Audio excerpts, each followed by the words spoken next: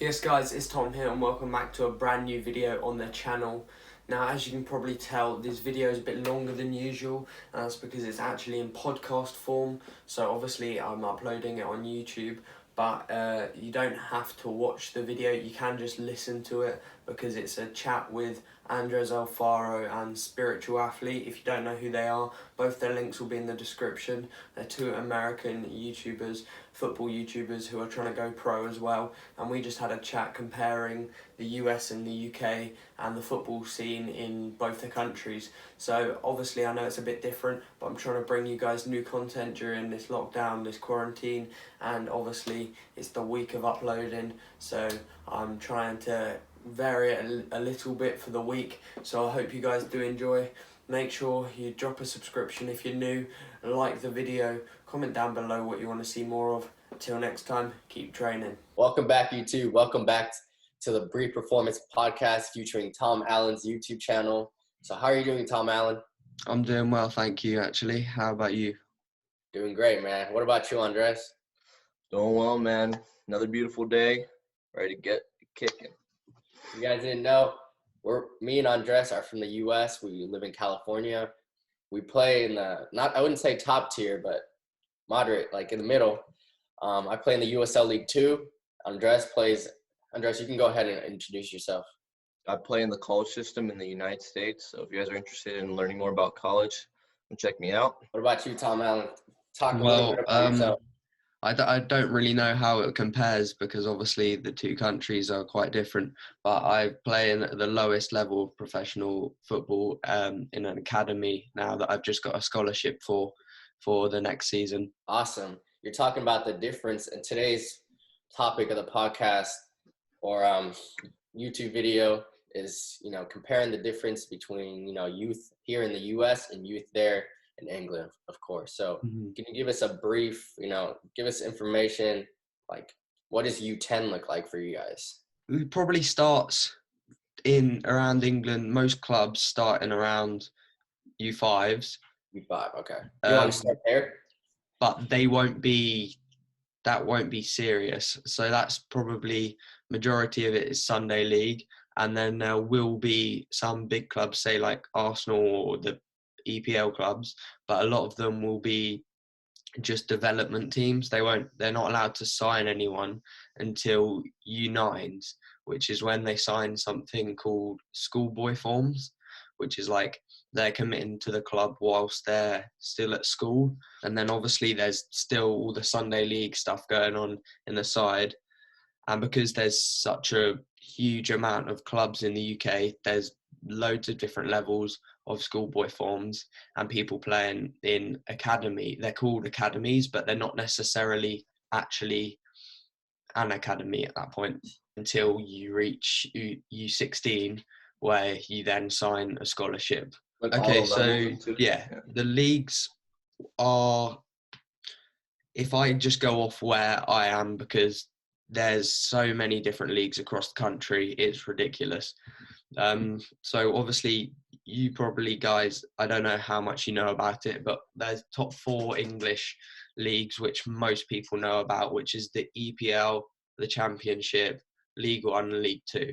So they're the ones which every single team in it will be a professional team. Now what happened was there used to be just those 4 leagues being professional, but then a lot of the teams in those leagues that were professional got relegated, so they'd be in the 5th or 6th division. So it ended up that some teams were still professional because they're paying their players professional contracts and they're still full-time in the lower leagues.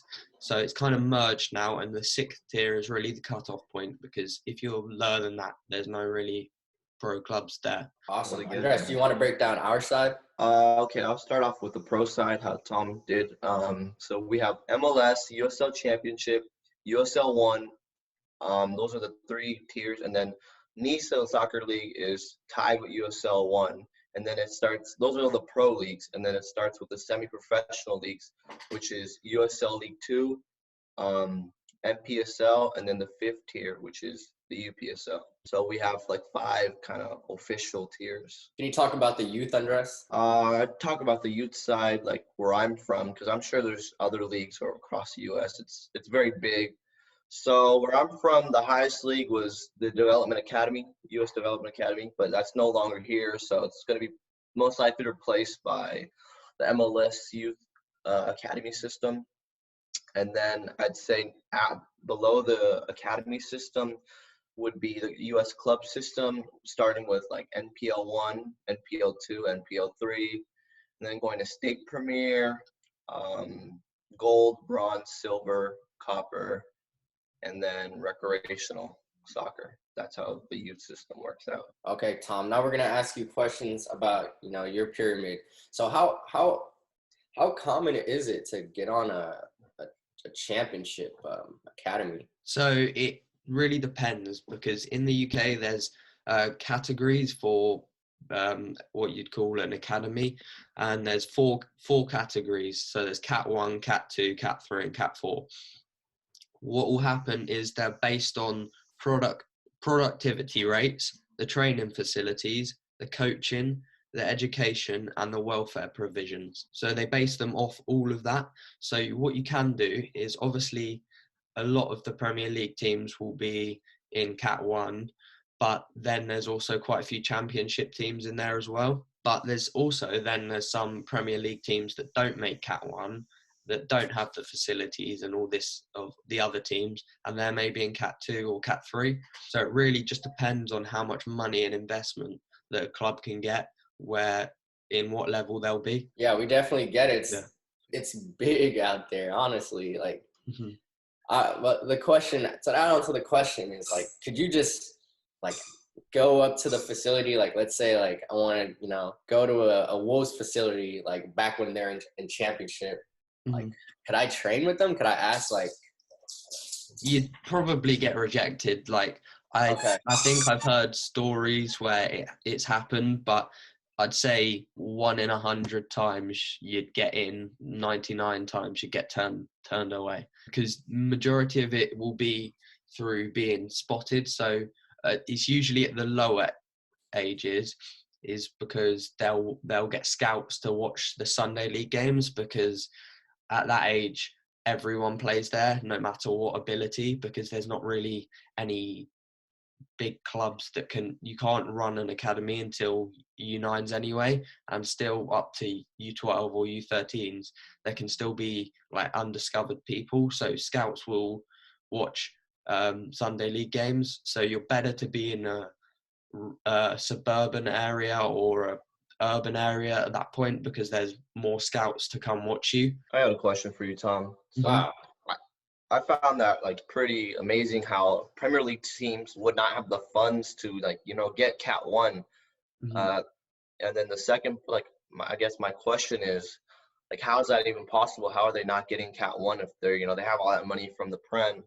And then question number 2 for you would be, so if you're trying to join an academy, like, would you join a USL championship? I'm sorry.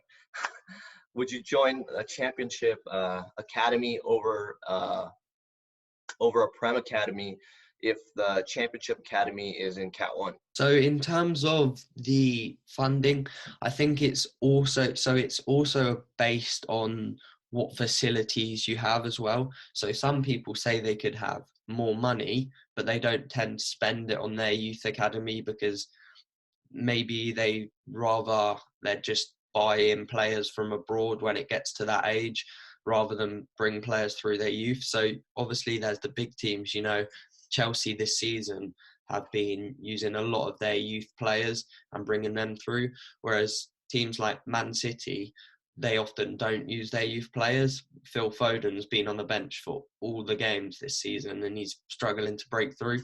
So it's very different.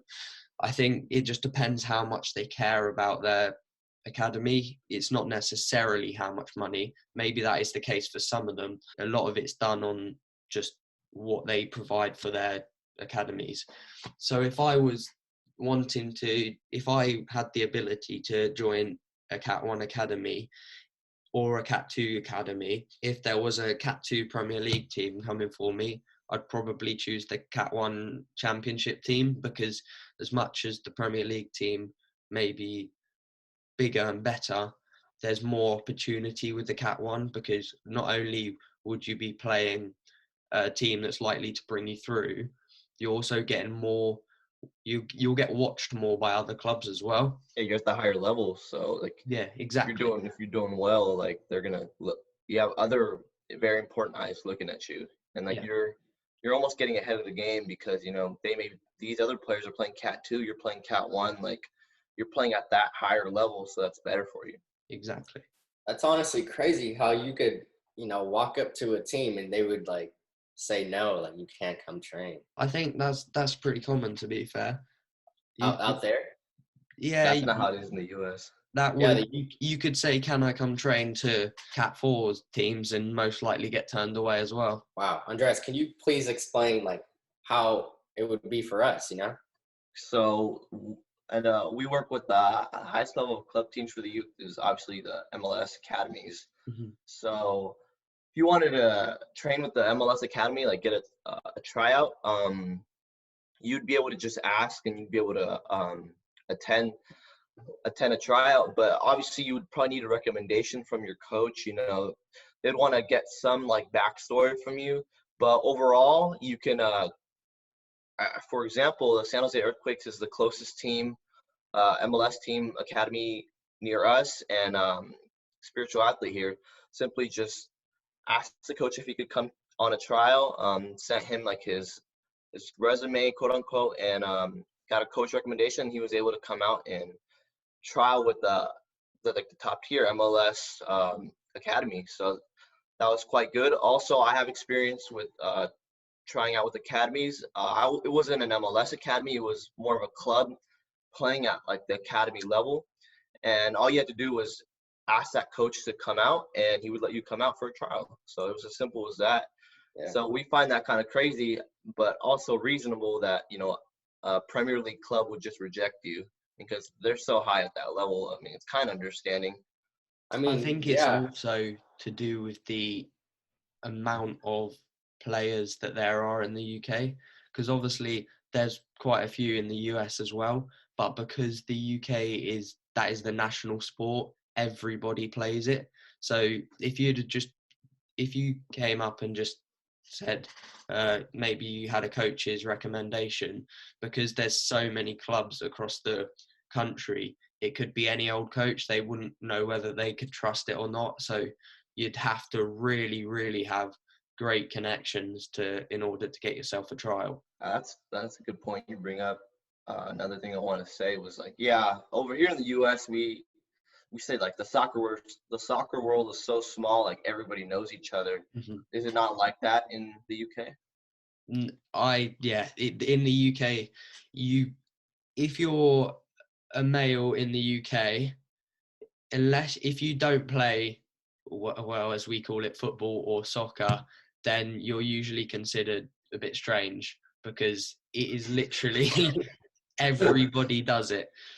And usually the people that don't do it, so even if you don't play it competitively, you could play it just playing it at school. You'd go to school and majority of the kids would be playing it. Maybe there's 5 out of 25 that don't play it, but they'd be called the weird kids. Spiritual Athlete, you should talk about the school grounds when we were kids. What were we playing? We were playing basketball and football. Yeah, man, we were like all over the place. Yeah, that really doesn't happen. I've been to I've been to about 4 schools, and all the schools, the big focus is on football. 3 of them, they only played football, and the one I was just at before I'm going to the academy, they had a little bit of rugby in, but not too much, and that was just because it was slightly posher. I guess I'll expand a little bit more about the school days. Me and Spiritual Athlete were like some of the few soccer guys, but there's a decent amount, but obviously there's more football, basketball guys. Mm-hmm. Well, we were growing up, but we actually started like a little bit of a soccer culture at our own school, where we would be able to get like maybe like a 5v5 game going on like the blacktop and stuff like that. That was Mhm. cool. And then that was in middle school, but in high school, middle school is below high school for any of you Yeah. guys from England that don't know. In high school, a culture started growing more and more as the years went by, like 2015, 2016, more of a soccer culture is just growing over here in the US. And if I go back to my high school right now, like, and if they were in session because of this COVID, if this COVID went away, then there would be kids out there playing soccer, and I love to see that. Well, so it's very strange you say that, because we literally, so my first primary school, in our first year, we weren't allowed out of like the little area just because we were like the youngest kids, so they wanted to protect us. But as soon as we were out there, you could go on the school field, and you must have had about 10 different groups of people all playing by themselves with their group of mates. And then obviously there were bigger games sometimes there'd be a big game where everyone would play, and you could have 30 people on each side. It's just ridiculous. That would have been the dream, man. We wish we had that. Honestly, wish we had that. Like we were the only people, me and Andres, maybe a few others, like out of the whole school, out of like a bunch of kids, we were the only ones playing soccer or football, as you can say. So Yeah, even like at my last school, they didn't play football as a school sport because, as I said before, it was slightly posher school. But what they had, the hockey astro facilities. So when it was lunchtime or break time, we'd go down on there. And even though they didn't play it as a school sport, there was still, you could get 20v20 games sometimes on there. Wow, man, that's totally different culture. Yeah. I guess what I wanted to ask was, how about when you like go to a random field? There's a lot of high schools out here that there's complete empty fields, no one training, not even American football. When me and Spiritual Athlete go and train, like we're like the only ones out there, there putting in work, really trying to pursue our dream. Like how are the fields like in the UK? Are there a lot of guys training? Are there a lot of guys playing pickup? Yeah, you guys have a lot of fields in England. A lot of fields. Yeah, so there are a lot of fields, but the thing is, so like you guys have high school pitches that you can go to, but we don't. With school fields are usually completely cut off, so we're not allowed to use them. And usually, what the field's quality will be awful. So this winter, I couldn't train on it at all because it was so bad that the flood levels in the UK were like through the roof this winter. So we have to find new ways during the winter to play. So during the winter, it's usually just me that will go down there. But during the summer, we have one goal with a net in our local like park that we go to, and it's really hard to keep that net to train in because there's so many people that want to use it. So you have to make sure that you go at the right time to get there first so that you can use it. Otherwise, you're just stuck. Wow, completely different for us. Like we could find a field easy. Drive through it. We can drive right now to 3 fields. We'll probably see like 3 people in total on the field. Yeah, it's very strange. And plus, we live in grass. It's all grass. You don't ever get any 3G. You don't get any. We have a lot of turf here. It's all locked. They're all like private. You have to pay to use them. Oh, wow. So we have a luxury out here. Everyone has to use grass here. So. Wow. How would you describe the pitch when it's wet?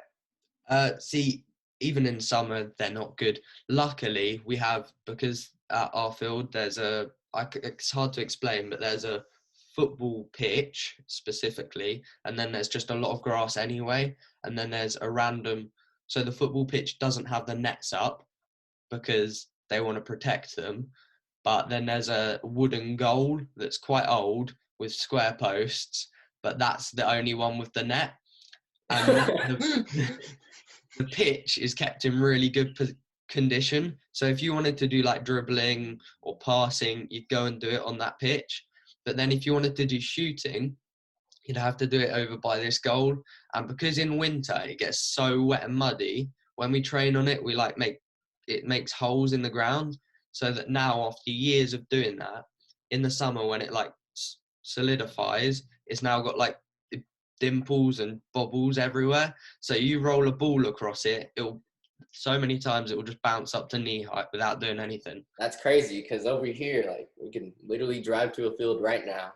There won't be anybody there. The gate might be open right now. It's quarantine, but it's usually open, right, Andres? Yeah, it's usually open. And so we have lots of goals. So since we have a lot of clubs around, they leave their goals out. Yeah. So we have like how many clubs out here? Maybe like five, 6 clubs. Yeah, 5, 6, and they'll each have a goal on the field. So like you have options to choose from.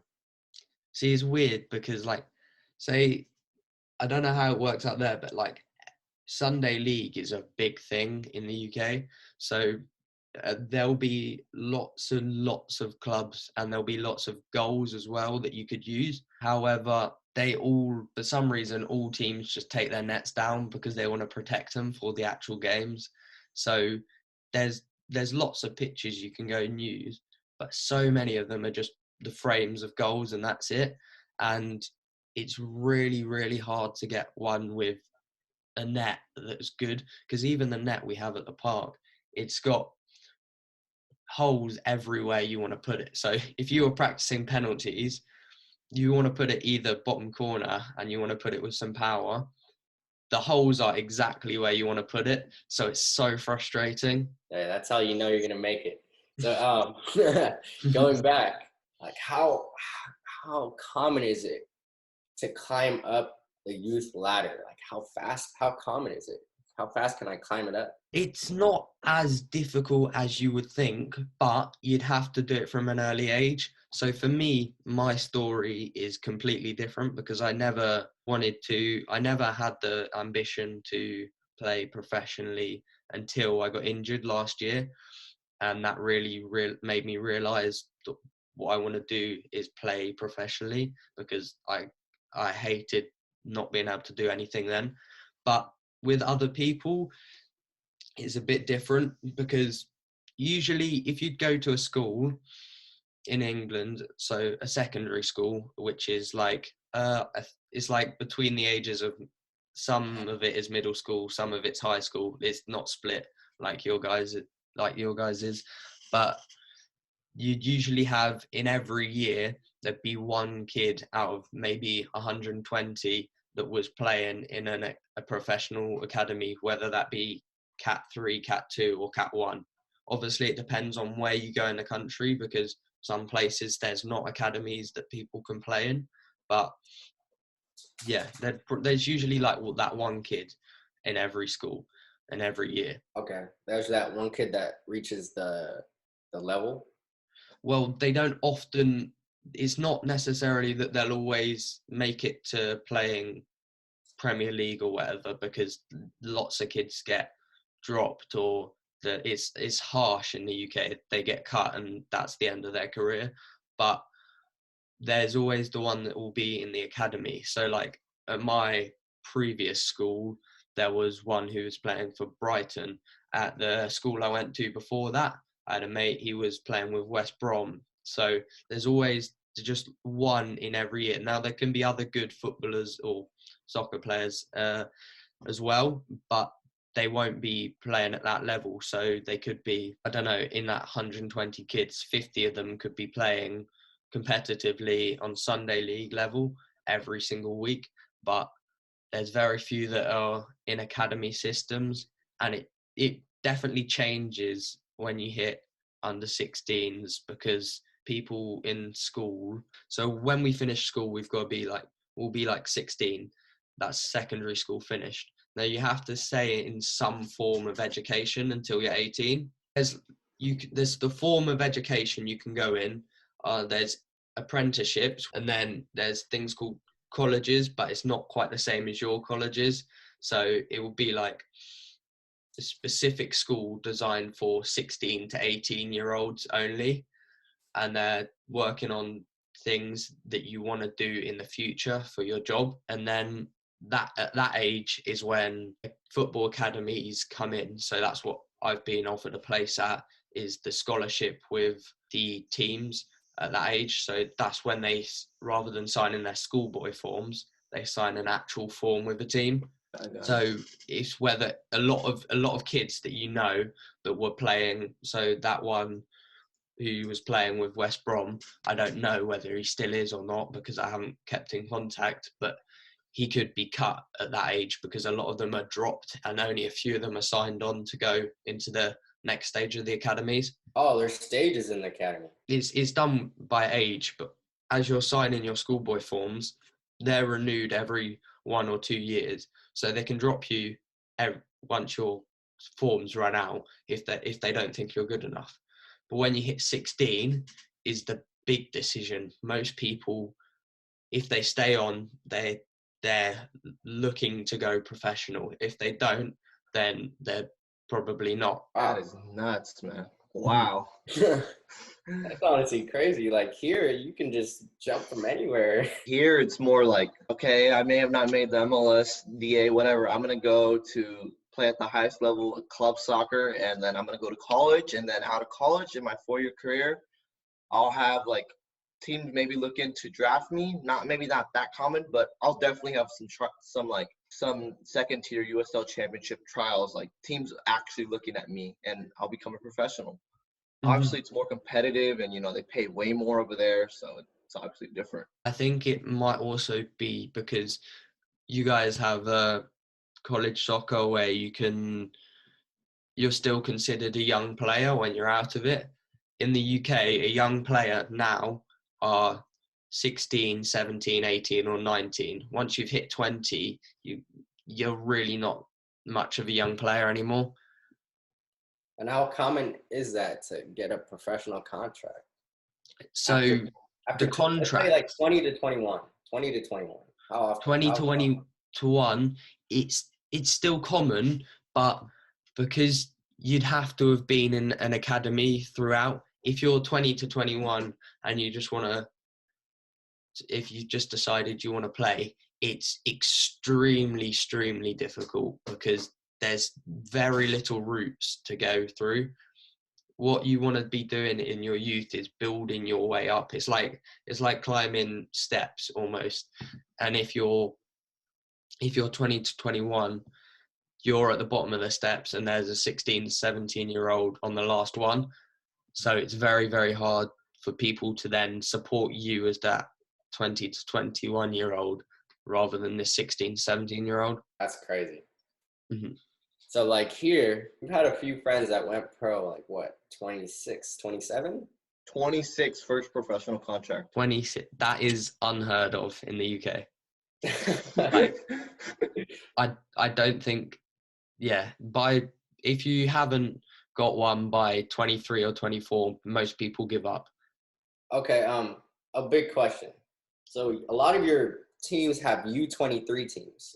Mm-hmm. How common is that, to reach the professional level that you've heard? I know like you're not around that so much, but you probably heard. It's weird because U23 teams in the UK doesn't necessarily mean that they're 21, 22, 23. There's obviously some players in there, but a lot of them are. So U23 teams are classified as reserves in the UK, which is like the second team for the first team. And so a lot of the players will just be the really, really best of the players from like the U16s, the U17s or U18s, just put forward years to play with the older people to try and gain them more experience in men's football so that they can transition into the first team without such a big shock because they've gone from playing with kids to men. Oh, okay. That makes a lot of sense. Mm-hmm. Andres, do you have any question? Just, I don't know, the UK, like, it's so strict, like if you don't make it, like, by your 17, like, you're done playing soccer, like, that's just not the mentality over here, like, it just amazes me. See, how strict it is. I don't know if you guys watched, but in the video that I said when I announced that I'd signed with the team, this is why I got so emotional, because if I hadn't have made it, I knew it would have been so difficult to try and get myself anywhere from the position I was in. So by getting what I did, it's made it a lot easier. Yeah, I watched that video, man. You actually got really emotional in there. Yeah, so going back to, climbing up the ladders, like here, I could stop playing soccer at say I started playing soccer at 8, I could stop when I'm 12. I can come back when I'm 16, probably still make a top tier team. If I'm good enough, if I'm all right, I can still make a top tier team. We're not saying it's easy. I mean, he's a top player. Yeah, it's definitely not easy, but yeah, it's just that US is just willing to give opportunities out like that. You guys, well, obviously over there in the UK would probably say no, you're crazy, huh? Your country, because it started off not as popular, you're trying to grow it as a sport, so that's why you're given the opportunities. Whereas the football or soccer in the UK cannot grow anymore. It would break the country if it did. It's ridiculous amounts, people that play it. If you stop playing for even a year, that can really harm your development. So I was lucky, because when I came back from I'd done 13 months of being injured. I split it up because I'd got injured, and then they didn't tell me it was actual injured, so they let me go back. So I was playing in between. But if I'd have just had 13 months off straight, then I would really struggle to be at the level I'm at now. How common is it? Because I don't know how much about it in the US, but how common is it for the people to be playing at a high level in any state? So say, how many people at your school do you expect to go on to playing a high level? In each grade? Yeah. You want to take it, or you want me to? It's only been me and Andres right now in our class that's just played club that is reaching the levels right now. Maybe a couple others. I mean, maybe 2 to 3 or 4 others that are.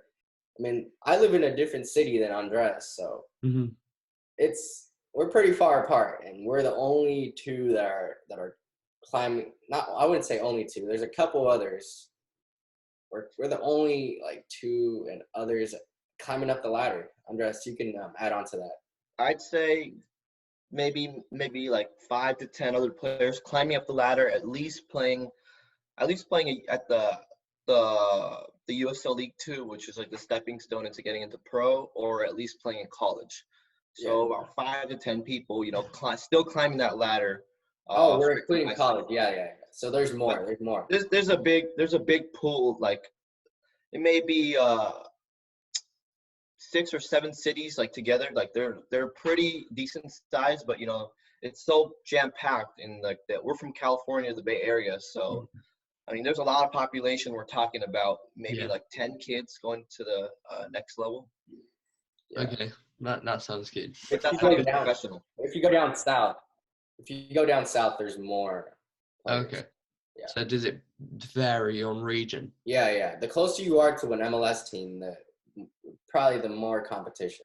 Yes, we don't live I just want to say one last story that I think is quite mental about the pitches and the fields in the UK. Is there's so sparse places to train compared to good places to train compared to you guys said, you've got so many free fields, that there's this guy from my village. So in the UK, we don't have that many cities around, so we just got small gatherings. There's this one guy from my village. He actually plays for Tottenham, and he's in the U23s, I think, as well, and he's played a few games for the first team as well, the men's team. So when they went to the preseason tour, I think they came over to you guys in the US. He played in the International Champions Cup with them, but because there's so few spaces, good spaces to train, he's training on the same field that I'm training on, just using the car park that there is, because it's so hard to find good quality places. Not the case here. We have a lot of fields out here. We got 6 to 7 fields to choose from, man. If they built a turf field in anywhere within 15 miles of where I live, you'd get kids from everywhere all flog to that one pitch, because it's so rare that you get facilities that good to use for free, because everyone wants to make money off it. So you'd probably get 20-30 kids every day, like, there at once. Academies, are you gonna be residential? Are you gonna be like home somewhere? So it really, really does depend. So obviously, I've said about the categories. I think what may push a category up, an academy up, is their offering of whether you can stay with them. So for me personally, my academy is the lowest level in Cat 4, but luckily for me, so they don't offer staying there. But luckily for me, it's within distance, because it's actually a team that I've supported for quite a few years. Like, I've had season tickets for a few years with them, so it's quite good to awesome. be able to play for them as well.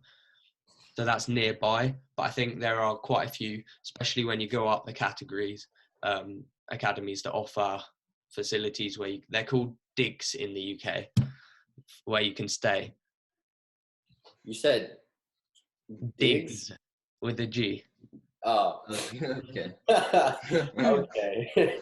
Yeah, I mean, that's the last question that I had.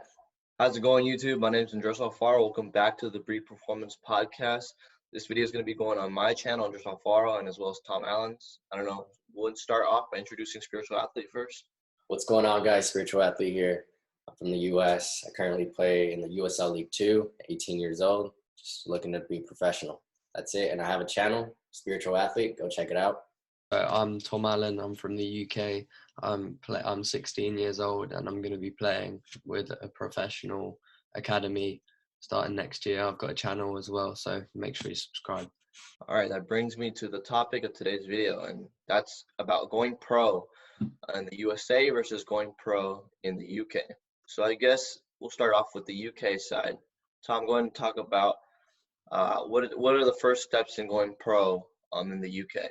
So for the first steps of going pro in the UK, you're going to really want to start as young as you possibly can. You ideally want to start playing football 5 or 6, or soccer, 5 or 6, and you need to be training loads and loads.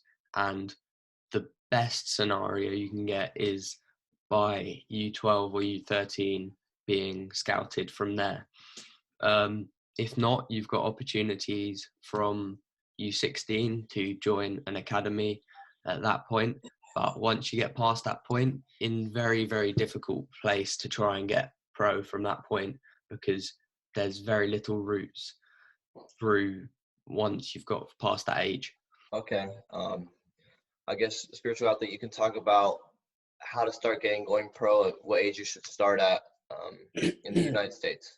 In the U.S., honestly, you just want to stay, as a youth player, you want to stay in the top two leagues. So I'd say like the DA or the NPL 1.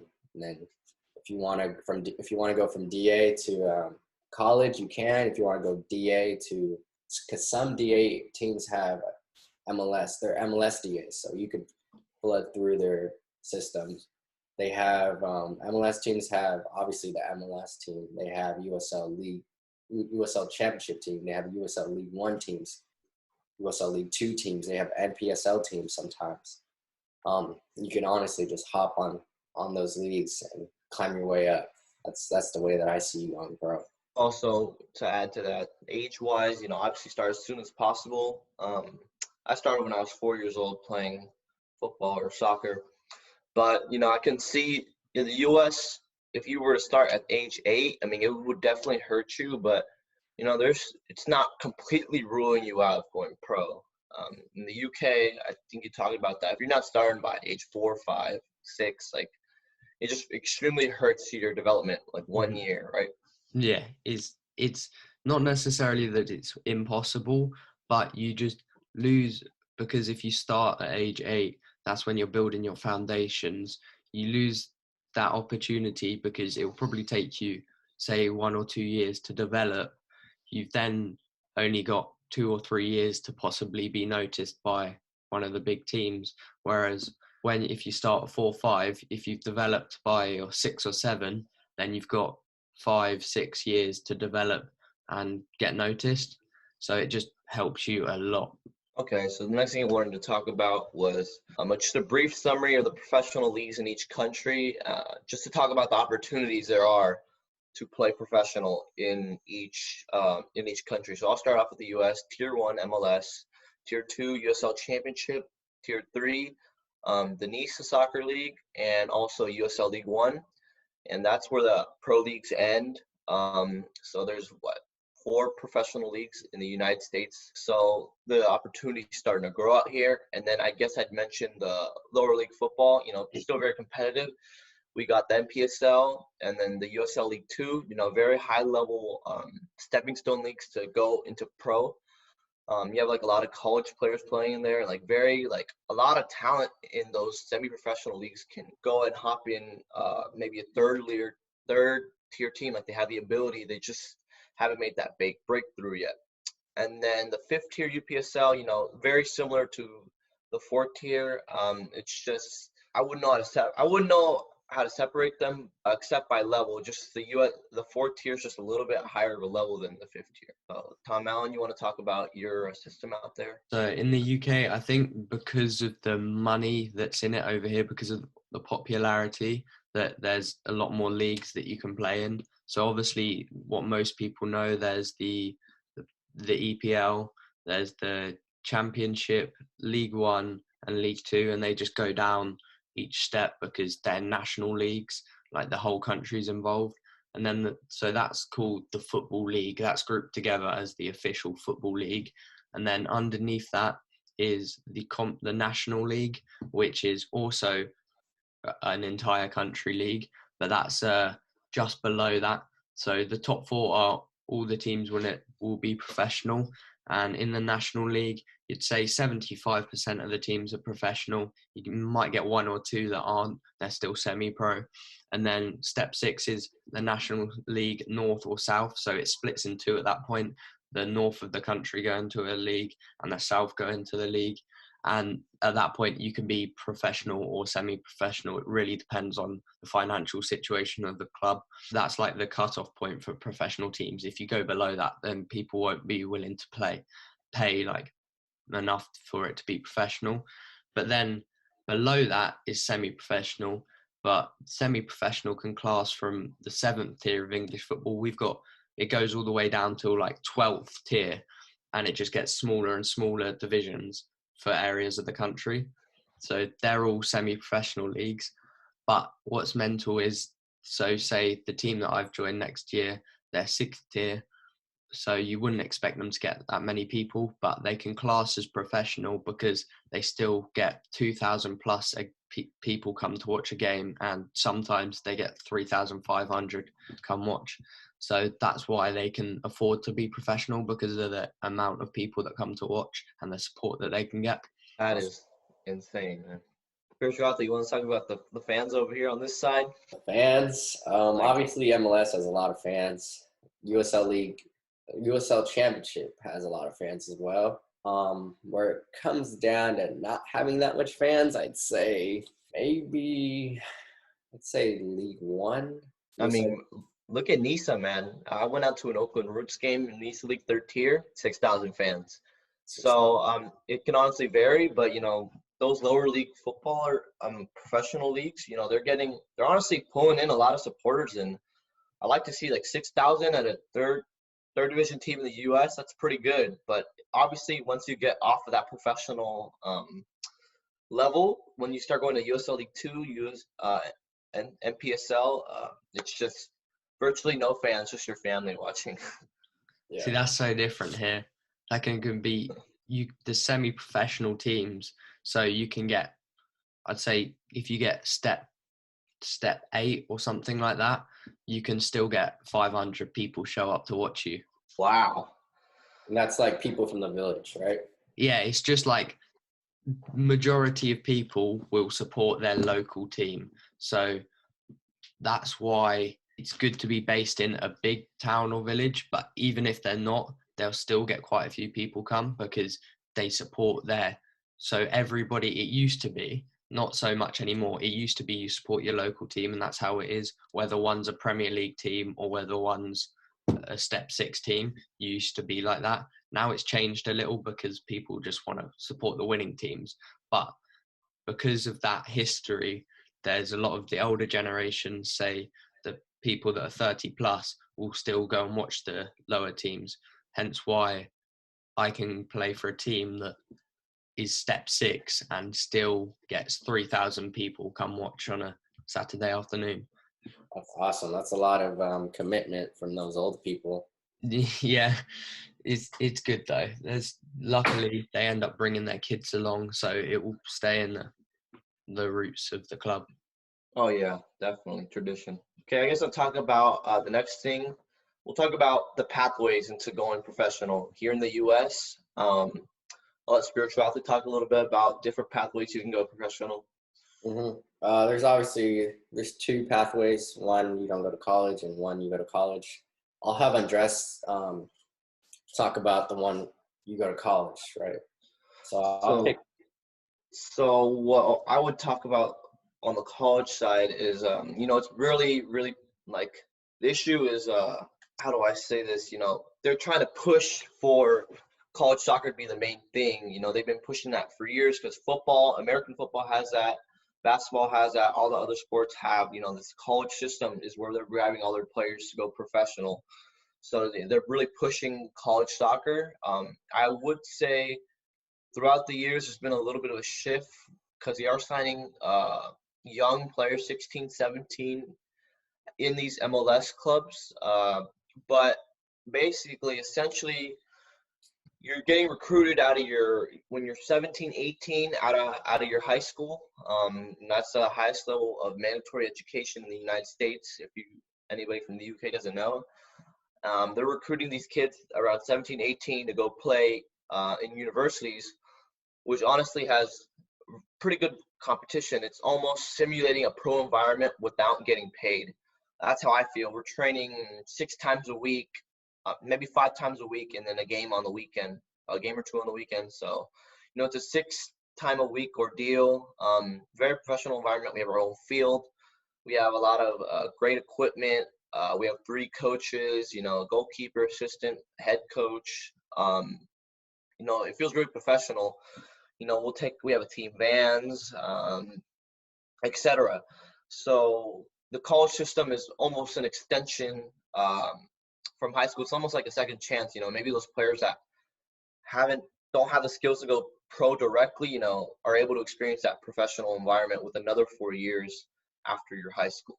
Yeah, like Andres said, to make it pro, they literally made it for college players. So they even made the USL League 2 for college players, as I'm in right now. I'm not even going to college right now, but I'm playing on basically a college kind of pathway to pro. So they haven't designed it for people who actually just want to go pro, like after high school. Like me, I decided not to go to college. So yeah, there's a lot of different ways. I suggest you have a job on the side as well if you don't want to go to school. Pathways, you have a lot of pathways. As Andres addressed, there was the pyramid, obviously the pyramid. So MLS, there's USL Championship, I think NISA's in the 3rd one, right? Yeah, NISA. And so Championship, and then League 1 and NISA are on the same one. And then USL League 2, NPSL, and NPSL, and then under that is UPSL. So if you want to climb the ladders, start off with UPSL in high school, because high school is like how would I explain it over there? High school is, so how long does high school last? 4 years. So it's the last 2 years of secondary school and college put together. Okay, so you start off playing UPSL in high school, maybe, play with your youth play with your youth team and also play with the UPSL team. And then once you get out of high school,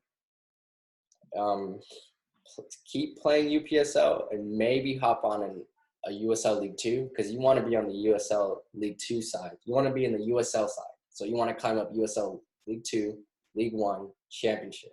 So after you climb that up, just have to just try to get on the MLS team.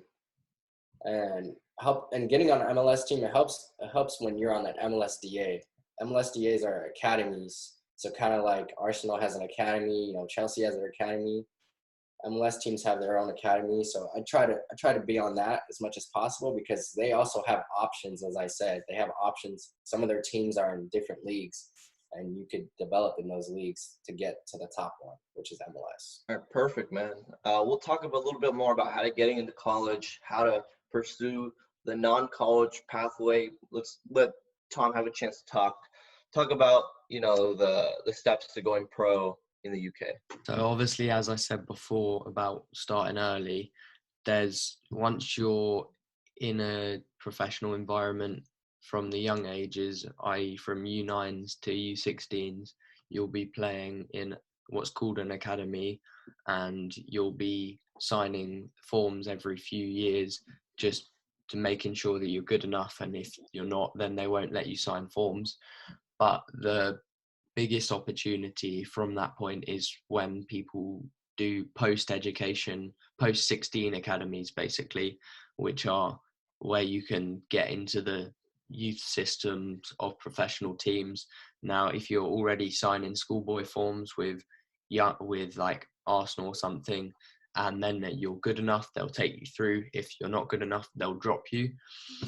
So like you said about college soccer, these post-16 academies are exactly the same, where they just simulate they're just they're years earlier, because obviously the young players at your guys' country are like in their early 20s, whereas young players here are in their late teens.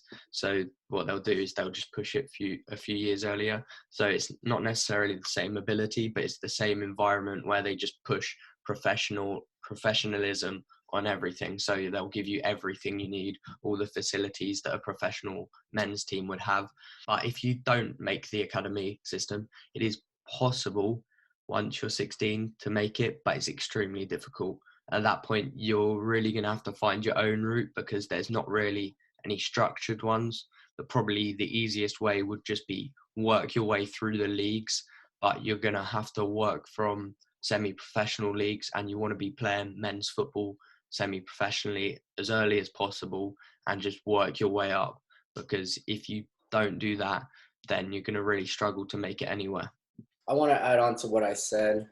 Obviously, the salaries aren't the same here as they're over there. You guys probably get a lot more money. Yeah. So, like, if you want to pursue the professional route out here in the U.S., like, you're probably going to have a job. Like me, I have a job at a gym. And, yeah, so it's not going to be – you can't really make a living in the semi-professional level or even the early professional levels. So you're going to have either a support system, like your parents, like my parents, like let me stay at their house. I don't have to. I'm 18, so you have to have a support system to keep going. Mm-hmm. Oh yeah. I guess I'll start talking about. We'll start increasing as we go older, like the process. So for the college process, we'll start off with freshman year. You're around 14 years old. You're looking at colleges.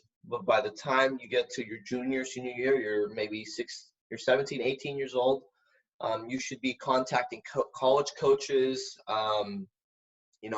creating a highlight tape, attending the top tournaments in the country, attending their camps that the colleges host to try and get picked by these colleges. And by the end of your senior year, if you're good enough and giving yourself enough exposure, you'll most likely, sign a national letter of intent, which is a 1-year deal with your college that you will play.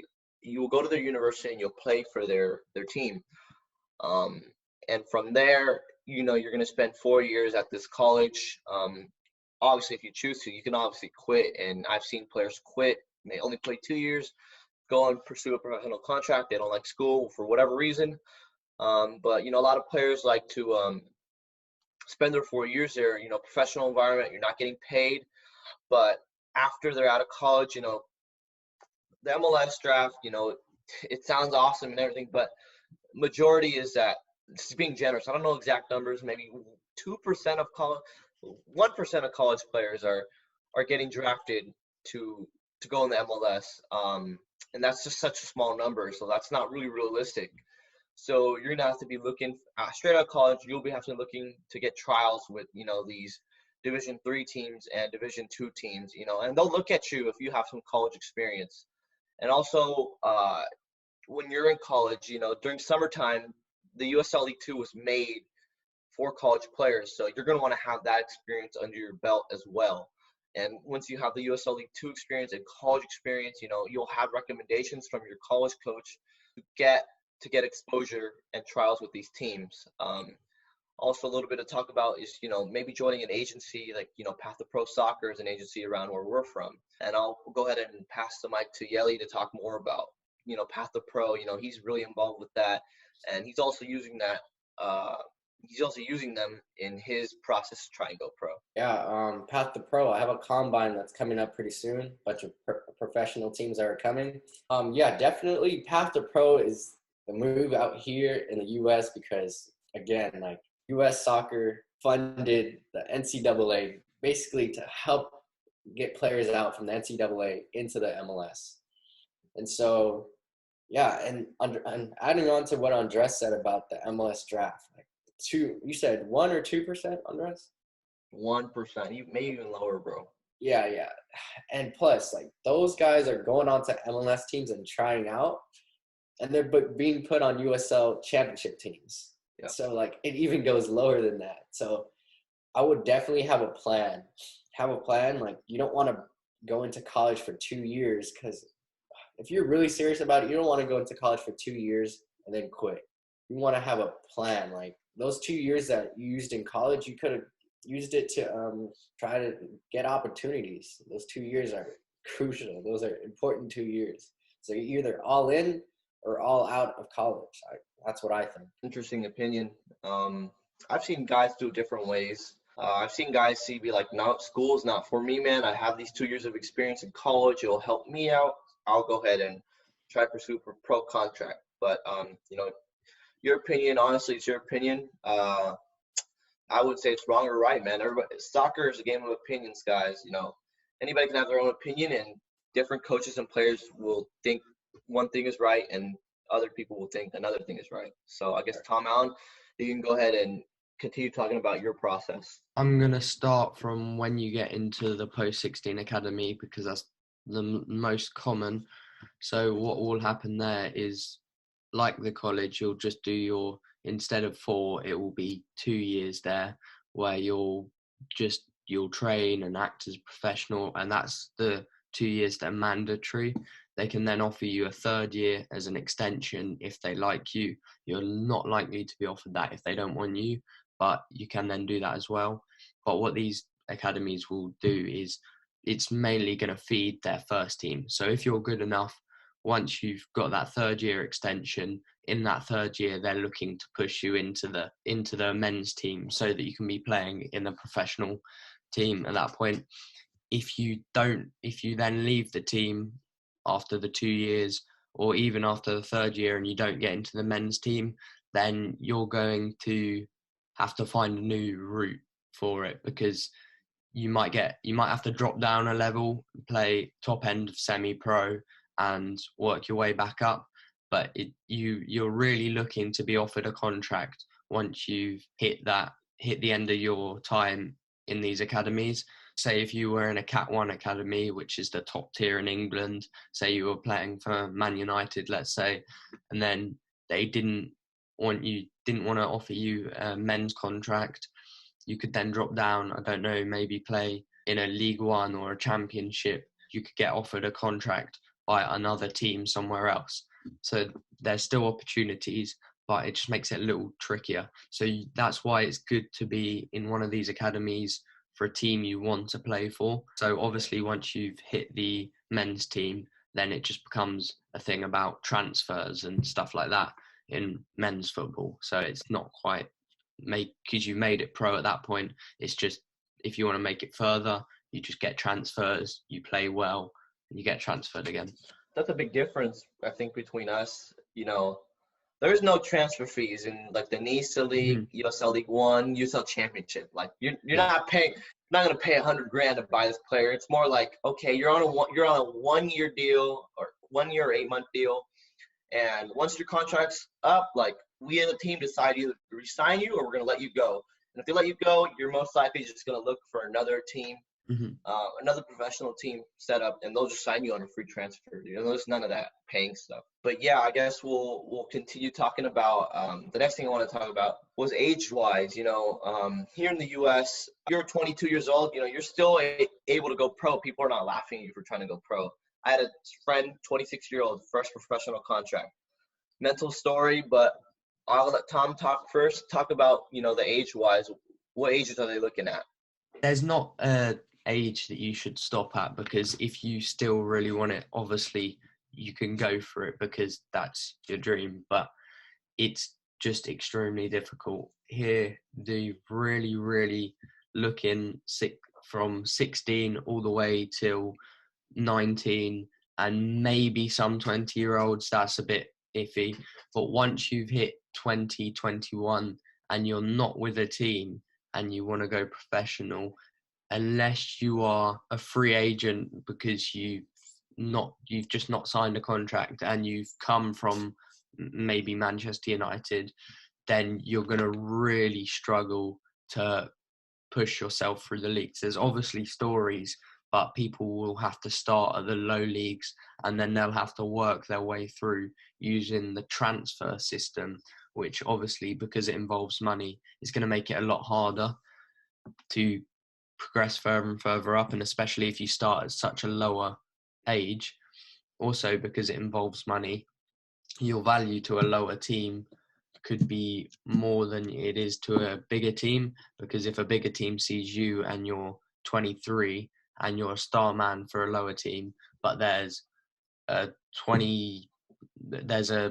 18-year-old in their academy that they want to bring through, they might just bring him through instead of spending money to buy you. Like that's how it should be in the U.S. because we're signing all these players from other countries, and we're not signing our own players through our academies.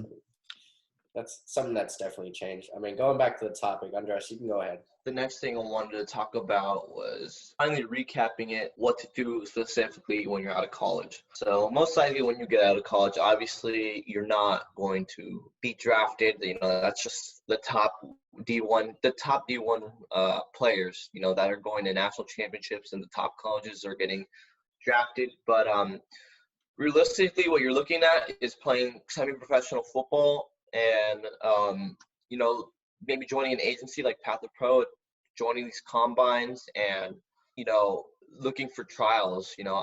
I've had I said before, my friend, he did 4 years at Chico State, and, he was looking for trials since he was 22.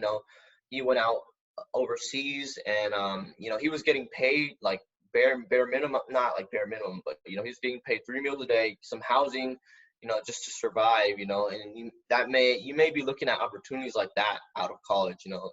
That's the truth. But, eventually he was able to gain that experience, a little bit overseas, and be able to sign his first professional contract. So that was a pretty amazing story. Spiritual athlete, go ahead and finish your story. You're kind of never finished when you're out of college. You're constantly just trying to find a team. Okay. You're never off. You have to be training. You're choosing it as a job, so you just have to keep doing it every day. Like you just don't take a break because you chose this route, so you have to do it. Definitely. I guess then the next thing I wanted to talk about was you're finding in the lower leagues of football in the USA, you're finding a different contract every year. So it's like 1 year deals, especially in the USL Championship. So it's just the second tier and then the third tier. You're not signing these 4-year deals, 3-year deals. You're signing 1 year deals. How is that in the UK, Tom? So I think at the low level end of professional and the same as semi-professional, it's usually very similar 1-year deals because the squads often change year after year of completely new faces. It's very unusual for them to sign longer contracts. Maybe you get some 2-year deals, but to sign a 3 or 4-year deal is quite something. So, but once you hit the Football League as it is, League Two, League One, League Championship and the Premier League, those deals come around quite often, and they're becoming more and more common. Fact that players want to sign. Even I saw in the Spanish league the other day, someone signed I think it was 9-year contract or something ridiculous like that. Wow. I can't remember who it was, but yeah, there's becoming more and more common that the big clubs are keeping these players for as long as they can, because it either gives them money for selling in a transfer because it makes them worth more because they've got them for such a long contract, or it just keeps a quality player. I kind of just want to understand the wage that you get. So say at what's the lowest level you could go at to live off? Division 3 is the lowest level. Okay. But some players in Division 3 may need another job. Maybe if they're just starting out in the Division 3, they'll need a job. But those type of teams are providing like housing for their players. That's like a big part of their wage. Yeah. Not a lot of money out here. Yeah, there's not a lot of money in the leagues out here, but those players are still considered professional because they may receive like an apartment and then like what, Yeah. $20,000 a year, something around those lines, to survive. So yeah, it honestly depends where you're living. I mean, we live in the most expensive state in the most expensive area. Like we live in the Bay Area in California. It's expensive. Like a 1-bedroom is probably like $2,000 a month. 20,000 is nothing in California. If you go to wherever, Oklahoma, 20,000 is wow. Like I have a lot of money type of deal. So $2,000 a month in Oklahoma is probably like you can get a house. How are the wages over there? I'd say like early academy players. I'd say like championship. So it's very unlikely that you'll get a wage until you've hit that. So until you've finished the 2 years in the post-16 academies. Sometimes they sign professional contracts with the really, really good players, which are like 16 and stuff, but that's signing them onto the men's team. Before that, you're just in their system, and once you've hit that, so that's what the third year is usually for. They'll usually try and integrate you into the first team, see how you perform in the first team, and if you do well enough, then they offer you a contract with that team. It changes club to club on how much you earn. So obviously 6th division, as I've said, some semi-professional, some professional.